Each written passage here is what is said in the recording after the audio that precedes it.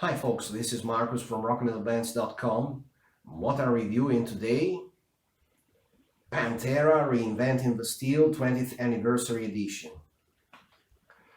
Okay guys, this triple CD contains the original 10 songs recorded with Sterling Winfield, new mixing by Terry Date realized in 2020, 4 radio edits, 5 bonus tracks and all the instrumental rough mixes.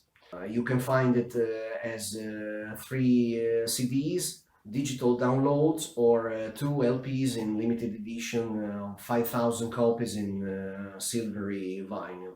Regarding the visual side, we have to say that the original cover is available in the 16-page booklet inside. It features one of Pantera's drunk assistants jumping into a fire lit during a party. And some people complain about this cover because they said it was similar to Yngwie Malmsteen's Rising Force. But I don't think so. I think it's just a coincidence, or maybe at the best just an inspiration. The new cover, as you saw, is all black with the logo and the title, and it features an array of grey rhombi, all embossed. As to the original mixing by Sterling Winfield, we have to say that it stresses out kick drums and bass, as well as Phil Anselmo's vocal lines and nuances, while Terry Date's new mixing is more focused on the guitar tone, and in some ways it's similar to the production in Cowboys from Hell. Actually, I prefer Sterling Winfield's production.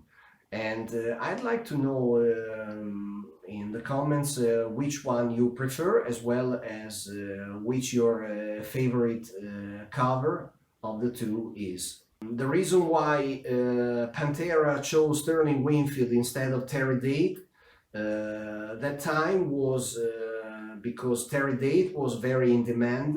After 4 albums with Pantera, he had become very popular. And secondly, there was also a practical reason. Terry Date was about 10 years older than Pantera's members, and Pantera used to have their traditions, such as the one with the Black Tooth Green, which is Pantera's signature drink. It's a mix of splash of Coke together with Seagram 7 and 2 shots of Crown Royal.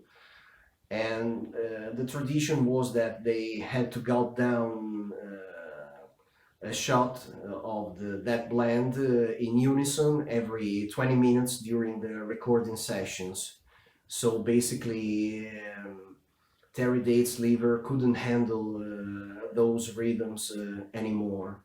As for the lyrics, we have to say that they are very explicit as usual, and they regard personal events in Pantera's lives, hardships, difficult situations and things like that, their favorite tastes, and there is also a dedication to the fans that they prefer to call brothers and sisters, and the Abbott's mother, who passed away just before the release of Reinventing the Steel. And in retrospect, we have to say that this was the minor evil, because it's always worse when a parent has to bury their children. If we want to get deeper into the musical analysis, I'd like to tell you that All the tracks are amazing. There are no fillers. It's not a weak album at all. I really don't understand the hate it usually gets. But if I had to draw a list, I would tell you Gotham Electric for sure, because it has an incredible acceleration and strutting riff that you won't forget. You know that Dimebag Darrell was an ace in that. He was the Jimi Hendrix of groovy thrash metal. Slayer and Pantera had been friends for a long time, so actually Kerry King briefly appears during the outro of this composition with some distorted whammy bar noises recorded in a toilet during the Ozfest. Another track you cannot miss is Yesterday Don't Mean Shit, because it's a track that won't take no prisoners. It's a tough and crashing track that might split asunder the foundation of a skyscraper if you use the mountain of amps and put it through. And then another amazing song is Revolution Is My Name. Some people say that is the best track by Pantera, and it's no coincidence it was chosen to be accompanied by an official video. Every time I watch this video, even 21 years later, it still puts me into a pleasant mood, even during these dark times. It's always pleasant. I don't know, maybe it's because Phil Anselmo looks like a mix between Jesus Christ and Charles Manson, or maybe it's because of the bearded children, or all the references quickly shown during the video. Anyway, it's amazing too. Another song that you cannot miss is Death Rattle. Here they've used a special effect to make the final S from Anselmo more venomous, more snake-like, and it's very fit for this song. And then I Cast a Shadow, because it's the closing track, and they couldn't have ended hostilities in a better way. The refrain is amazing. There are a lot of astonishing refrains and choruses during all of these tracks, but the one from I Cast a Shadow is one of the two highlights by my view. As to the bonus tracks, I'd like to tell you that we have Avoid the Light, which is partly reminding this love, and it's partly a very original track. It's a vampiric composition. It was used to be the soundtrack for Dracula 2000. And I think it shows a pleasant, nice, new side of Pantera that many didn't expect. And then we have Immortally Insane, which is like Black Sabbath meet Down with Dimebag on guitar. Then we got three cover versions. We got Cat Scratch Fever by Ted Nugent, which is very faithful to the original, beside the final part where it gets more extreme. It's very amusing. And then we have two awesome tracks. We got Hole in the Sky and Electric Funeral by Black Sabbath, of course. I think that Hole in the Sky is the best rendered non-album track that you can find in this packaging, in the second disc to be precise. And then we got the third CD. The third disc contains these instrumental rough mixes. I know some people might say, I already have the original edition, why should I buy it again? Okay, maybe you cannot buy it, but if you miss the album, now you can buy it in this special edition, which has a lot of interesting things more musically, and not only, like I said before.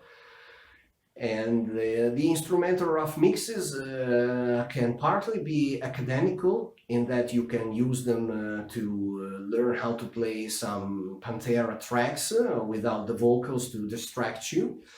And secondly, I think they are useful because they can make some parts of the structures of a song clearer than the complete songs. There are some parts that show you how focused and tight the guitars and the drums are. If you listen to them, you will understand it better. As a trivia, I can add that, for instance, Death Rattle also appeared in an episode of SpongeBob SquarePants in 2001. Or I could tell you that Pantera used so much pyro during the 2000 tour like never before, second only to Kiss or Rammstein, for instance.